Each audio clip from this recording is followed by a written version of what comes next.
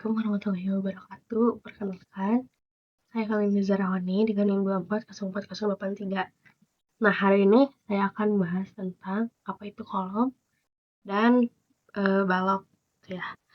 Nah, pengertian kolom. Jadi, kolom atau pilar adalah elemen struktur tekan yang menyalurkan beban dari atap atau lantai ke pondasi secara vertikal agar bangunan stabil dan tidak roboh.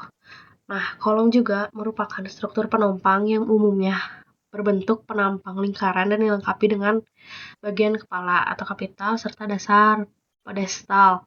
Nah, secara umum, kolom itu berfungsi buat menghubungkan dan menyalurkan beban dari dinding atau bagian atas bangunan ke fondasi secara vertikal.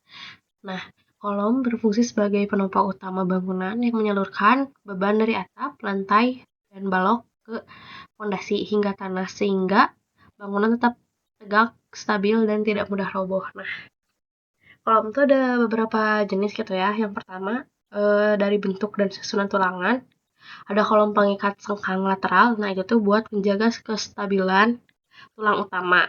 Yang kedua ada kolom pengikat spiral, itu tuh kolom yang tahan deformasi dan beban besar. Dan yang ketiga ada kolom komposit, yaitu gabungan beton dan baja untuk kekuatan yang lebih tinggi. Nah, terus ada yang untuk bangunan sederhana, yang pertama ada kolom utama. Nah, fungsinya tuh sebagai penopang utama beban bangunan, kayak lantai, atap, balok, dan untuk menjaga kestabilan struktur. Nah, ada juga yang kedua ada kolom praktis. Nah, itu tuh berfungsi untuk membantu kolom utama, serta mengikat dan memperkuat dinding agar tidak mudah retak atau roboh. Nah, yang selanjutnya ada yang berdasarkan bahan. Yang pertama ada kolom baja, yaitu menahan beban besar dengan kekuatan dan fleksibilitas tinggi. Terus ada kolom kayu buat menopang bangunan ringan dan perlu perawatan rutin. Terus ada kolom balok, yaitu struktur lebih ringan, menopang beban sedang. Terus yang keempat ada kolom bata, memperkuat dan menopang susunan dinding bata. Yang kelima ada kolom batu, penopang struktural sekaligus elemen estetis. Terus yang keenam ada kolom bertulang, itu menahan beban, tekan, dan tarik secara efektif. Terus ada juga yang berdasarkan bentuk, ada yang melingkar, itu tuh kayak tahan lentur dan defleksi, terus cocok untuk tiang atau jembatan. Ada kolom persegi, nah itu tuh ekonomis dan mudah dalam pengecoran. Ada kolom T, digunakan sesuai kebutuhan desain struktur. Ada kolom L, biasanya ditempatkan di sudut bangunan. Di gambar yang ini tuh ada beton. Nah, beton tuh kan fungsinya menahan gaya tekan. Terus ada tulangan longitudinal yang ini. Nah, ini tuh kayak besi utama yang dipasang secara vertikal. Ini tuh membantu menahan gaya tarik dan menambah kekuatan kolom. Terus ada tulang sengkang. Nah, ini tuh biasanya bisa berbentuk persegi atau lingkaran yang mengikat tulangan utama agar tetap pada posisinya dan menambah kekuatan terhadap geser serta mencegah tekuk. Nah, ini ada gambar ini ya. Ada rangka tulangan sebelum dicor sama beton. Itu ini ada ukurannya 20 kali 20 berarti ya. Nah, ini apa sih? Nah, ada tulangan vertikalnya nih yang mengikat tuh kan sengkang. Nah, setelah rangkanya selesai baru dilakukan pengecoran. Nah, ini udah dicor nanti sampai atas begitu. Terus lanjut deh ke pengertian balok. Nah, balok itu adalah elemen struktur horizontal yang menyalurkan beban dari lantai atau bagian atas bangunan ke kolom. Nah, strukturnya itu sederhana dan ekonomis sehingga banyak digunakan pada lantai, atap, jembatan, dan konstruksi lainnya. Nah, balok juga menahan berbagai gaya, terutama lentur dan menyalurkan beban dari lantai, atap, serta dinding ke kolom dan fondasi. Nah, karena menanggung beban penting, perancangannya harus tepat agar struktur tetap aman dan stabil. Nah, balok juga berfungsi untuk menahan gaya lentur dan menyalurkan beban dari lantai, atap, serta dinding ke kolom dalam fondasi sehingga struktur tetap kaku dan stabil. Nah, balok juga ada beberapa gitu ya bagiannya. Nah, ada yang berdasarkan fungsi, ada balok utama yaitu menahan dan menyalurkan beban utama antar kolom. Terus ada yang sekunder yaitu bertumpu pada balok utama untuk membantu distribusi beban. Kalau berdasarkan orientasinya, ada longitudinal yaitu sejajar panjang bangunan dan transversal melintang lebar bangunan. Nah, kalau berdasarkan struktur tuh yang pertama ada balok sederhana, satu bentang tuh beban ringan. Terus balok kontinu beberapa bentang distribusi beban lebih baik. Kalau cantilever satu ujung tumpuan, satu ujung bebas.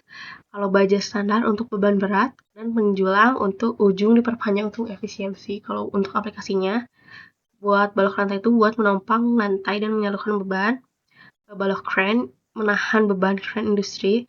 Nah, berdasarkan bentuk penampang, eh, bentuk roll tuh ada bentuk L atau lantai dan jembatan atau U, struktur miring yang dibangun bentuk H, terbuat dari plat baja yang dilas. Buat balok di bahu tuh bentuknya L, terdiri dari plat web dan flange. Terus bentuk lainnya ada C, F, dan Z sesuai kebutuhan struktur. Terus ini di balok juga ada gambar gitu ya. Nah, di gambar ini kayak kelihatan kan kayak hubungan balok antara kolom tuh gitu. Kayak ini balok industri, kolom ini apa? Balok utama ini kolom, plat lantai ini ada balok atau balok pembagi, balok anak gitu ya. Nah, menunjukkan gimana sih sistem struktur itu bekerja secara menyeluruh dan silang. Nah, ini juga ada balok struktur atap, ini ada dak, ini ada kolom. Nah, jadi dari gambar-gambar yang sudah dijelaskan tadi, kita tuh bisa lihat bahwa kolom dan balok tuh bukan hanya berdiri sendiri, tapi bekerja sebagai satu sistem struktur yang saling terhubung. Nah, untuk penjelasan tentang kolom dan balok, ini cukup sekian. Nah, terus ini juga ada ya gambar dari si workshop gedung workshop C gitu ya. Ini ada si panjangnya. Nah, terus ini juga kayak ada balok-balok. Nah, yang di atas. Ini balok, ini kolom.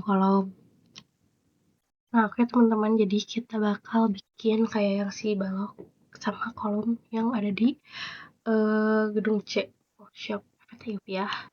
Sama-sama kita bikin dulu buat si bangunannya ya. Buat bangunannya, jadi ukurannya tuh sekitar kita segini, sama lebarnya, nah sekitar segini, 2,1 meter, ada 8. Terus kita bikin si kolomnya. Nah, kolomnya tuh ukurannya tuh 35 kali 35. Kan aku pakai senti, jadi kita pakai ini 35 dikali 35, kita pindahin di sini. Nah, dengan jaraknya tuh sekitar 4.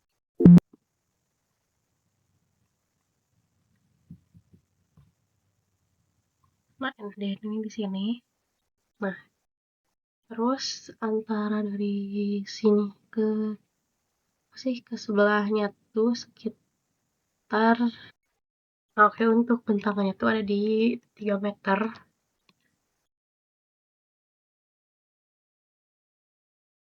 Nah, ada di 3 meter ya.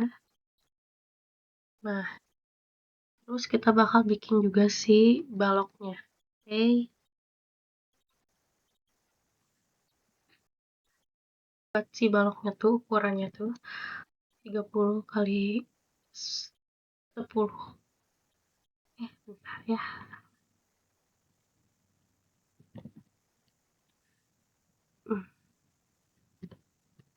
Dikali 10. Oke.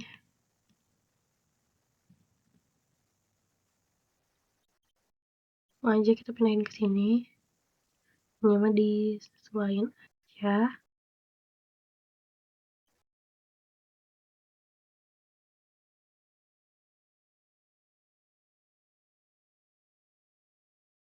Hanya semua yang bawah.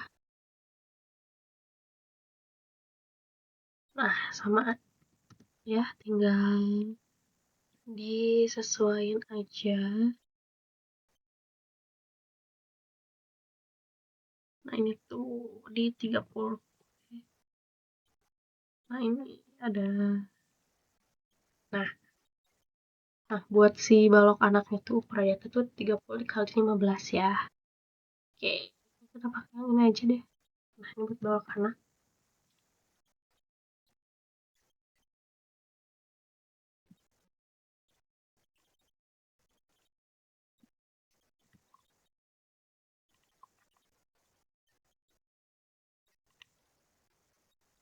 Ini juga sama ya, tinggal disesuaiin aja.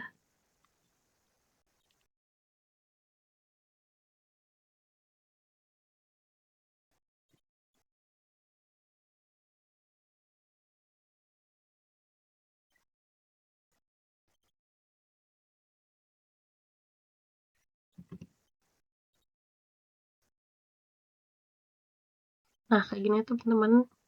Terus udah itu, nah ini buat balok strukturnya gitu ya. Tinggal di rotate aja. Kita masukin aja di sini. Disesuaiin aja ya.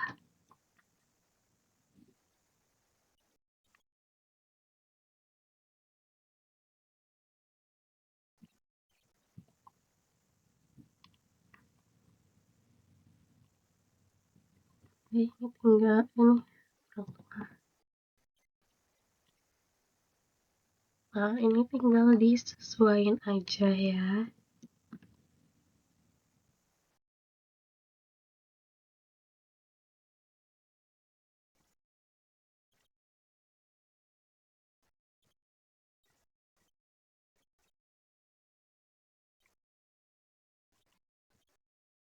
Ini kurang tengah ya.